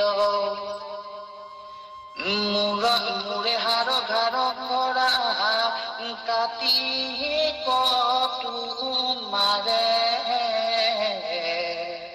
পৰে খণ্ড খণ্ড মুণ্ড মুষ্টিৰ প্ৰহাৰে। হয়, ইয়াতে আচল কথাটো কৈ দিছে আৰু বাপে ধুনীয়াকে পাঠ কৰিছে, একদম স্পষ্ট, সকলোৱে বুজিছে। একে কৃষ্ণ মায়া মোহিত ভৈল মন আৰু মধ্যে মত্ত আতি ভৈল আছে। অৰ্থাৎ দুটা বস্তু লগ লাগি গৈছে, দুটা বিধ। এই আমাৰ যে সাধাৰণতে বোলে দুটা জ্বলা একেলগে খাব নাপায়, দুটা টেঙা একেলগে খাব নালাগে, এইবিলাক যে কথাবিলাক আছে, মানে ইয়াৰ অৰ্থবিলাক এইবিলাক। এটা জ্বলাকে সহ্য কৰিব পৰা নাই, তাতে আকৌ আৰু এটা জ্বলা। উদাহৰণস্বৰূপে বোলে জলকীয়াই খুব পুৰিছে, তাতে আকৌ জালুক খাই দিছে, স্বাস্থ্যৰ কাৰণেও উপকাৰী। ঠিক তেনেকৈ মায়াটোকে মানে সুস্থ অৱস্থাতে মায়া উচ্ছেদ কৰিব পৰা নাই, তাতে আকৌ মদ্যপান কৰি লৈছে। সেইটোকে কৈছো যে একে কৃষ্ণ মায়া মোহিত ভৈল মন আৰু মত্ত আতি ভৈল অচেতন। এনেই মায়াটো আছে, মানে জুইকা জ্বলিয়ে আছে, তাতে আকৌ ঘিউডাল দিছে, তেনে নুবুৱাবলৈ যত্ন কৰাটো কোনো কথাই নাই। সেইকুৰা জুয়ে আমাক নষ্ট কৰিবই, নিশ্চয় কৰিব। কাৰণ জুই নুমুৱাব জনা নাই, বৰঞ্চ জ্বলাইহে দিছো। জুই নুমুৱাবলৈ ঢালিব লাগিছিল পানী, কিন্তু ঢালি দিছো ঘিউ, তাৰমানে মদ খাই দিছো। তাৰমানে আমাৰ নিজৰ শৰীৰতে বোলে যতেক অনৰ্থ আছে সংসাৰত, তাতে নিবিধ হয় কাম ক্ৰোধ লোভ আপোনাৰ নাশন জানি কৰা পৰি। কিন্তু এওঁলোকৰতো এইটো মায়াটো আছে, তাতে আকৌ গোটেই বিশ্বৰ নাশন মূল কাৰণ তিনিটাই ইয়াতে লগ লাগি গৈছে। এটা হ'ল কাম, আনটো ক্ৰোধ, আনটো মোহ, এইকেইটা লগ লাগিছে। গতিকে ইয়াতে নিবাৰণত কি উপায় থাকিব? সেইকাৰণে কৈছে আৰু মধ্যে মত্ত আতি ভৈল অচেতন, গুচিল সুহৃত ভাৱ শত্ৰু বুদ্ধি মানি, ছেদে ভেদে খেদে অন্য অস্ত্ৰ। তেতিয়া কি হ'ল? সুহৃত ভাৱৰ পৰা শত্ৰু ভাৱপন্ন হ'ল।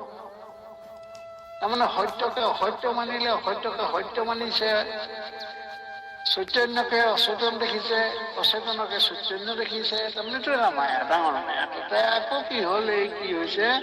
এই অন্তৰবোৰ আঁতৰি গুচি গৈছে, মতপাত কৰিছে, অন্তৰ আঁতৰি বুদ্ধি কৰি ইজনে সিজনৰ শত্ৰু বুদ্ধি কৰিলে, সৌহৃদ ভাৱ এৰিলে, আত্মীয়তা ভাৱ এৰিলে, এৰি পেলাই শত্ৰু বুদ্ধি কৰিলে। কৰাৰ কাৰণে ইমান ডাঙৰকে চিঞৰি চিঞৰি মানে দম দিব লগা হৈছে, উদ্ভণ্ডালি কৰি শুনাব লগা হৈছে, ইমান ডাঙৰ।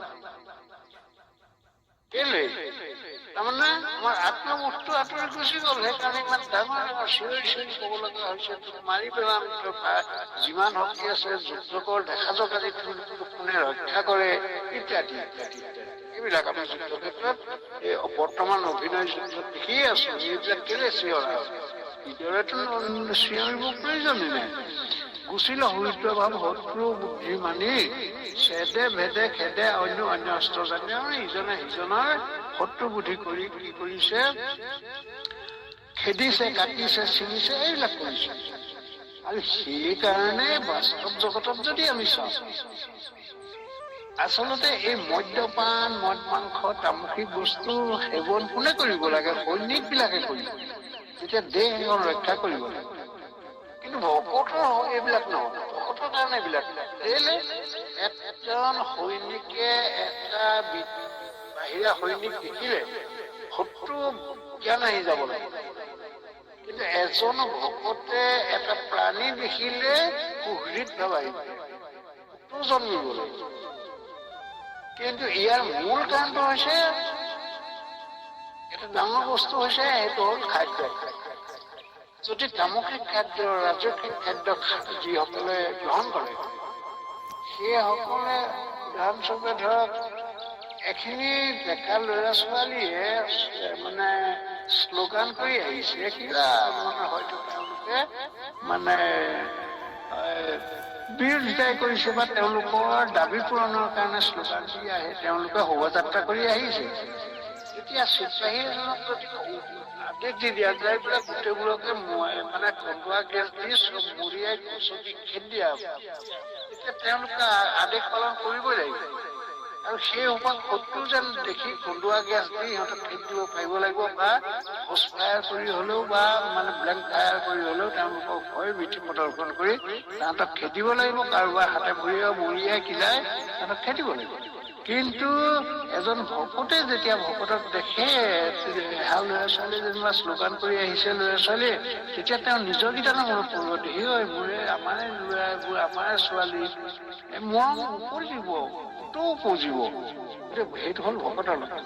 সৈনিকৰ লক্ষণটো হৈছে শত্ৰু ভাবি দেখিব লাগিব, এইটো শত্ৰু, এইবোৰ শত্ৰু চব মৰিয়াই কিলাই হাত ভৰি ভাঙি সিহঁতক পেলাই দিয়ে। সেইটো মানে সেই শত্ৰু ভাৱটো আহিব। সেই শত্ৰু ভাৱটো আহিবৰ কাৰণে সিহঁতক এই তামসী খাদ্য খুৱাই দিয়া যায়, সদায় দিয়া যায়। সুৰা পান কৰিবলৈ দিয়া যায়, মদ্যপান মানে মাংস আদি ভক্ষণ কৰিবলৈ দিয়া যায়, মদ মাংস এইবিলাকৰ তেওঁলোকৰ আহাৰত সদায় থাকিব। তেহে তেওঁলোকৰ কি হয়, এই উত্তেজিত ভাৱটো অনবৰতে থাকি যায়। আৰু শেষত তেওঁলোকক যেতিয়া বিদায় দি দিয়া যায়, তেতিয়া তেওঁলোকক এখন ধৰ্মগ্ৰন্থ দিয়া যায় যে যোৱা এই তোমালোকে বহুত পাপ কৰিলা জীৱন্ত অৱস্থাত, কৰ্ম অৱস্থাত, ইয়াকে অধ্যয়ন কৰাকে ভকতৰ লগত বহি তোমালোকৰ সেই হৈ যোৱা অপৰাধখিনি নাশ কৰি এইটো কৰ্তব্যৰ কাম। ঠিক এতিয়া এই যে এই কৃষ্ণৰ কোনোবা ভাই কোনোবা পুতেক এই সোপা কি হৈছে, এই সোপা মদ্যপান কৰি এনেই তাতে কৃষ্ণৰ মায়া আছে, গোটেই বিশ্বখন আমাক লাগেই, গোটেইখন আমি জয় কৰিবলৈ লাগে, আমি চিৰকাল ইয়াত জীয়াই থাকিম বুলি ভবা যিবোৰ ঈশ্বৰৰ মায়া, সেই মায়াই পাইছে, তাতে আকৌ মদ্যপান কৰিছে। গতিকে এইটো অৱস্থা হৈছে সকলোকে এনেধৰণে মানে গুজৰিছে, এনেধৰণে যুদ্ধ কৰিছে, সকলোকে কাটি চুৰি শাস্ত্ৰান কৰিছে। তাৰ উদাহৰণ দিছে বাৰিষা কালৰ যেন মহামেঘ হয় নকৰে বিচ্ছেদ জানি বানৱৰী কৰে। ঠিক যেনেকৈ ঘূৰ বাৰিষা কালৰ মেঘ যেনেকে কোনো বিচ্ছেদ নোহোৱাকে, অৰ্থাৎ কোনো মানে নোৰোৱাকে অবিৰাম বৰষুণ যেনেকৈ ঢালি আছে, বৰষুণ দিয়ে আছে, অবিৰাম দিয়ে আছে, ঠিক তেনেধৰণে এইটো উদাহৰণ দিছে এই যাদৱ বংশৰ মাজতো অবিচ্ছেদ্য ভাৱে, অবিচ্ছেদ্য কোনো বিচ্ছেদ নাই, বিৰাম নাই, অবিৰাম ভাৱে এওঁলোকে পৰস্পৰৰ অস্ত্ৰ শস্ত্ৰ প্ৰহাৰ কৰি পৰস্পৰৰ মাজত কটাকটি কৰি নিজকে ধ্বংস কৰি আছে। কৰে খণ্ড খণ্ড মুণ্ড মুষ্টিৰ প্ৰহাৰে ইজনে সিজনৰ মানে মূৰ মানে প্ৰহাৰ কৰি ভাঙি দিছে। কোনোবাই কাৰোবাৰ মূৰত গদা মাৰি দিছে, কোনোবাই মানে কিবা মাৰি মুঠতে এনেকৈ নাক দিছে। কৃষ্ণ মানে এইখিনিয়ে হ'ল এওঁলোকৰ গৃহ কণ্ডল, গৃহ যুদ্ধ। আগবাঢ়িব আৰু দুটা গোট যাওক, তাৰপিছতে আপুনি আলোচনা আগবঢ়াই তাৰপিছত সমাপ্ত কৰিব। যেন মত হস্তি কবে যুঁজে দান্তে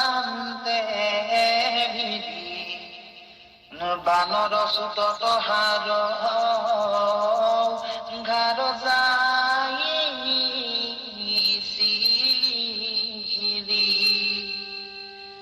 দাৰুণ দুৰ্জয় যদু গণৰ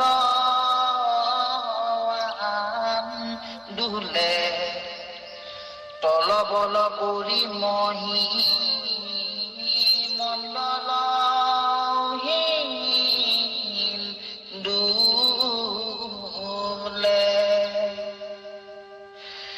কৃষ্ণৰ মায়াই আতি ভৈল বুদ্ধি ধ্বংস নচা হৈয়া পুন পৰ আউৰ যদু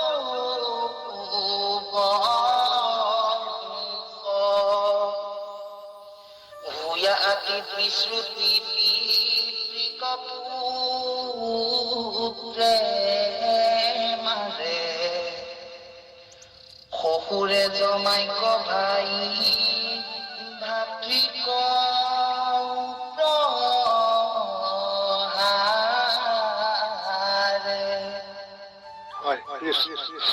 কৃষ্ণ যেন মত হস্তি হবে যুঁজে ধান্তে ভিৰি বানৰ চুতত ঘাৰ ঘাৰ যাইছিল। ইয়াতে ঘাৰ ঘাৰ বুলি আছে, আচলতে এই অকমান চফাটো ভুল হৈছে।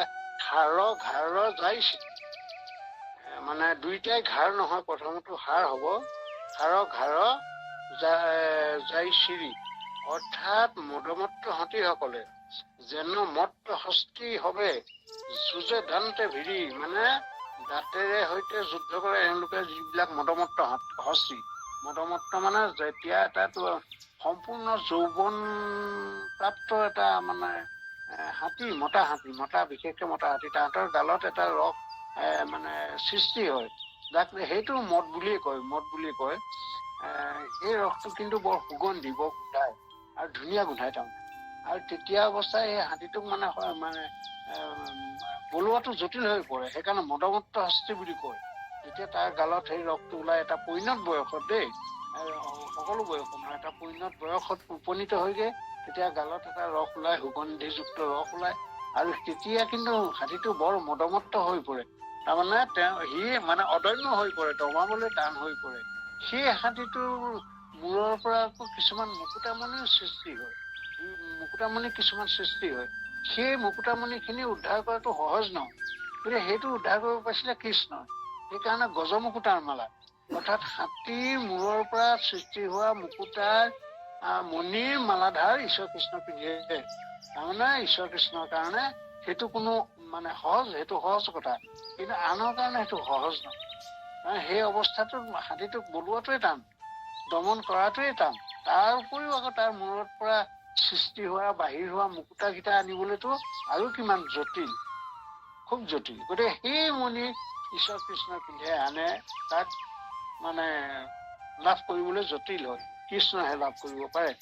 বাৰু যেনেকে নহওক, তেনেকুৱা হাতীয়ে যুঁজিছে, যেন মত্ত হস্তি হবে যুঁজে দান্তে ভিৰি, বানৰ চুটত ঘাৰ যাই চিটি, তাৰমানে হাড়ৰ পৰা মাংস আঁতৰি যায় আৰু, মানে বানৰ প্ৰহাৰত বা অস্ত্ৰ প্ৰহাৰত মানে চব চিটিকি গৈছে। হাড় মঙহ বেলেগে বোলে আমাৰ কিছুমান কথাতে কয় নহয়, বোলে হাড় ভাগে মাংস ভাগ কৰি পেলাম, তহঁতক চিনি পোৱা নাই নে, এনেধৰণৰ যে কয়, ঠিক তেনেধৰণৰ কথা। এইবোৰ অসমীয়া জতুৱা ঠাঁচ। অৱশ্যে যেনেকেই নহওক লাগিলে, এইবিলাক অসমীয়া জতুৱা ঠাঁচৰ কথাও শংকৰ গুৰুৱে আমাক পাহৰা নাই, এইবিলাক লিখিছে। তাৰপিছত দাৰুণ দুৰ্জয় যদু গণৰ আন্দোলে, তলবল কলি মহি খণ্ড হিন্দুলে, অৰ্থাৎ এই যদুবিলাকৰ মানুহৰ মাজত ইমানেই যুদ্ধ হৈছে, আমাৰ যেনেকে ভাওনাত গায় পদবৰে বসুমতী কম্পে ধৰা থৰ, ঠিক তেনে স্বৰূপে যদু বংশৰ পদৰ ভৰত পৃথিৱী তল বল লাগিছে, তাৰমানে ভূমিকম্পৰ সৃষ্টি হৈছে। ইমানেই মানে যদু বংশৰ পৰাক্ৰমী ইমানেই এনেকুৱা যুদ্ধ কৰিছে। সুয়াতি বিশ্বতি পিতৃক পুত্ৰ মাৰে, শহুৰে জমাইক ভাই ভাতৃকম পহাৰে। সুয়াতি বিশ্বতি, এইটোৱেটো ডাঙৰ কথা, বিশ্বতি হৈ গৈছে মায়াৰ প্ৰভাৱত আৰু সুৰাৰ প্ৰভাৱত, তাৰমানে পাহৰি গৈছে এইটো যে মোৰ জন্মদাতা পিতৃ, পাহৰি গৈছে এইটো যে মোৰ নিজৰ ভাৰ্যাৰ জন্মদাতা পিতৃ শহুৰ, এইবোৰ পাহৰি গৈছে। এইবিলাক মৰম চেনেহ বান্ধন এইবিলাক পাহৰি গৈছে, গৈ কি কৰিছে, ভাৱ হৈছে এইবিলাক মোৰ শত্ৰু বুলি সকলোকে প্ৰহাৰ কৰিছে, সকলোৰে মাজত যুদ্ধ লাগিছে। এতিয়া এনেকৈ যুদ্ধ হৈছে, নিজৰ বংশৰ মাজত হোৱা যুদ্ধখনে আটাইতকৈ অদম্য যুদ্ধ, যিখনৰ ফলত নিজে নাশ হৈ যায়, নিজে নিজক ধ্বংস কৰা, মাতি অনা, এইটো এটা মূল পথ সুন্দৰভাৱে দেখুৱাইছে। এতিয়া কথা হ'ল কি, আমাক ইয়াকে ৰাখিবলৈ কৈছে, সময়ো হৈছে, গতিকে সামৰিলে যাওঁ আৰু। ইয়াতে কথা হৈছে কি, এতিয়া এই যুদ্ধখন যে দেখুৱাইছে, যাদৱ কুলটো নাশ কৰা যে কাৰণ দেখুৱাইছে, কাৰণখিনি দেখুৱাইছে। গতিকে আমি দেখি আছো, আমি দেখিও নেদেখা হৈ আছো, হয় যিবোৰ নাশ হৈছে, বোলে ঐশ্বৰ্য বিভূতি হাই নিমিতেতো মাৰ, দিনে দিনে ভায়ে ভায়ে কত দণ্ড হাই, কত ৰাজা মহাৰাজা ৰাজাদিলেও যায়, কৰে কত ৰক্তপাত নিৰ্দোষিব যায়। গতিকে মূল কাৰণবোৰ কি, মূল কাৰণটো এতিয়া বিজ্ঞানে যেনেকৈ চিন্তা কৰিছে, বোলে ভূমিকম্প, কি কাৰণে ভূমিকম্প হৈছে তাৰ কাৰণ বিলাক উলিয়াইছে, আৰু সেই কাৰণ বিলাকৰ পৰা নিস্তাৰ পাবৰ কাৰণে তাৰ ব্যৱস্থা কৰিছে। ঘৰ সাজিব লাগে, বিজ্ঞানে চিন্তা কৰি পেলাই ঘৰটো কেনেকৈ মজবুত কৰিব পাৰি, কিমান কি ধৰণে এইখিনি ব্যৱস্থা কৰিছে, যাতে ভূমিকম্প আহিলেও ঘৰটো নাশ নহয়। ঠিক তেনেকে কিবা অসুখ এটা হৈছে, বেমাৰ এটা, এইটো বেমাৰটো কিয় হৈছে, কি কাৰণে হৈছে, আৰু সেই কাৰণটো নাশ কৰি তাৰ মানে প্ৰতিষেধক ব্যৱস্থা কৰিছে, বিজ্ঞানে কৰিছে। আমাৰ বিজ্ঞানীসকলে যি শাস্ত্ৰীয় বিজ্ঞান বিলাক তেওঁলোকতকৈ চোৰা মানে আচলতে চৰা হব লাগে। হয়ও হয়, আমাক গুৰুজন দিছে যে এই বেমাৰটো এইটো কাৰণে হয়, গতিকে এই বেমাৰটো এইটো কাৰণে হয়, গতিকে এইটো নিষিদ্ধ কৰা, এইটো নকৰি, আৰু এই বেমাৰটো এইটো কাৰণে ভাল হয়, এইটো কৰিলে ভাল হয়, তাৰো ব্যৱস্থা দিছে। গতিকে এই কামটো কৰা, চমুকে কবলৈ গলে এই কামটো কৰা। এই মায়াত পৰিলে এইবোৰ হয়, কিন্তু মায়া নিবাৰণৰ কাৰণে এইটো কৰিব লাগিব, তেতিয়াহে নিস্তাৰ হব। এই কথাখিনিকে আমাক ভাগৱতত জৰিয়তে পৰম কৃপালু গুৰু শ্ৰীমন্ত শংকৰে আমাৰ কাৰণে আগবঢ়াইছে। আমি অকল পঢ়ি থাকি ইয়াৰ পৰা যিখিনি জ্ঞান ল'ম, সেই জ্ঞানখিনি যেতিয়া আমাৰ কামত লগাম, সেই হ'ব বিজ্ঞান। আমি জ্ঞান পাইছো ইয়াৰ পৰা যে মায়া এনেকুৱা বস্তু, মায়া তৈয়াৰ কৰি মায়া দূৰ কৰিবলৈ এইখিনি কৰিব লাগে জ্ঞান, কিন্তু নকৰি যদি সেইটোকে গাই থাকো কামত নাহে। তাৰমানে মায়াই আমাক পাবই সকলোকে। হে কৃষ্ণ জীৱ যত নিত তিনি তাপে শুয়া সন্তাপিত দূৰ কৰি অহংকাৰ তাপত কৰি আছে। তাৰমানে যিমান জীৱ আছে এই সকলো জীৱকে মায়াই পাবই। গতিকে ইয়াকে পৰা নিস্তাৰ পাবৰ কাৰণে তাৰো ঔষধ দি থোৱা আছে, ঔষধ দি থোৱা আছে। সেই ঔষধ সেৱন কৰিব লাগিব, সেই আমাৰ কাম হব। এতিয়া গোটেই কথাখিনি আমি মাজত এইখিনিতে এৰিব লগা হৈছে যে পিতাই পুত্ৰই শহুৰে জোঁৱাই, এই মানে কিমান বিপৰীত কথা, যিটো জগতত ভাবিব নোৱাৰা এটা কথা। সেই ভাবিব নোৱাৰা কথাবোৰ কিহে কৰিছে? মায়াই কৰিছে, সুৰাই কৰিছে, আৰু অভিশাপে কৰিছে। অৱশ্যে অভিশাপটো এনেইতো নাপায়। ঈশ্বৰ ভগৱন্তে যেতিয়া কুবুদ্ধি দিয়ে, সন্তৰ সংগত সুবাসনা সুখে পুৰুষক পাৱাৰ জানা, মিলা দুৰ্বাসনা সন্তৰ মনৰ কোপত, যেতিয়া সন্ত মহন্ত সেই ঋষিমুনি বিলাক আছিলে, তেওঁলোকৰ যেতিয়া খং উঠিলে, খং উঠাৰ কাৰণে সেই মহন্তৰ কোপত পৰি যাদৱ বংশটোৱে নাশ হব লগা হয়। আমি 10 নম্বৰত পালো, এইটো 10 নম্বৰত পালো। তাৰমানে ঋষিমুনি বিলাকৰ জ্ঞানৰ পৰীক্ষা লবলৈ গৈছিলে, কেতিয়াও তাৰ জ্ঞানীজনৰ জ্ঞানৰ পৰীক্ষা লবলৈ নাযাব, বৰঞ্চ জ্ঞানীজনৰ পৰা জ্ঞান আহৰণ কৰিবলৈ যত্ন কৰা, যিমান পাৰা। শিষ্যত গুৰুতকৈ শিষ্য হিয়ান, খুচৰি খুচৰি লয় জ্ঞান। বোলে ইয়াৰনো কিমান জ্ঞান আছে বাৰু, প্ৰমাণ চাওঁচোন। এটা প্ৰশ্ন কৰি দিওঁ, যিটো প্ৰশ্নৰ উত্তৰেই নাই। সেইটো কৰা মানে সিজনক তুচ্ছ তাচ্ছল্য কৰা, সিজনক হেয় মান প্ৰতিপন্ন কৰা নহল, কিন্তু নিজৰ অনিষ্ট মাতি অনা হল। গতিকে এই কথাখিনি হল ভাগৱতৰ একদম এইখিনি কিছুমান সুন্দৰ জ্ঞান, যিবিলাক জ্ঞান আমাৰ কাৰণে অমূল্য ৰতন। এইবিলাক লাগিব, এইবিলাক আমি পঢ়ি শুনি ভাগৱত অধ্যয়ন কৰি শাস্ত্ৰকো পঢ়িব লাগে জ্ঞানৰ নিমিত্তে। এই কথাখিনি জানি আমি সেইমতে চলাটোৱেই গুৰুজনাৰ মূল উদ্দেশ্য, লক্ষ্য। সমস্তটি ভকত বৈষ্ণৱে যাতে সেই গুৰুজনৰ লক্ষ্য উদ্দেশ্যত উপনীত হওক, বহু অগন্তৰ চনত প্ৰতিপীতি সাধনা হওক, আৰু ইয়াকে কামনা কৰি আমাৰ আজি সুন্দৰ পাঠেকি পৰম শ্ৰদ্ধেয় যিটো শংকৰ বাপজনাৰ নিশ্চয় পৰিচালক বাপজনাই নিৰ্দেশ কৰিব, তেখেতে সামৰক। কৃষ্ণ কৃষ্ণ। হয়, কৃষ্ণ কৃষ্ণ। আমাৰ শংকৰ বাপজনাক আমি দোহাই দিবৰ কাৰণে সেৱা ধৰিছো। কৃষ্ণ বাপজনা, আপুনি আগবাঢ়ক। কৃষ্ণ কৃষ্ণ কৃষ্ণৰ মায়ায়ে আতি ভৈল বুদ্ধি ভ্ৰংশ, নচাও আপোন পৰ আউৰ যদু বংশ, ভূয়া আতি বিশ্ৰুতি পিতৃপুত্ৰে মাৰে, শহুৰে জমাইক ভাই ভাতৃক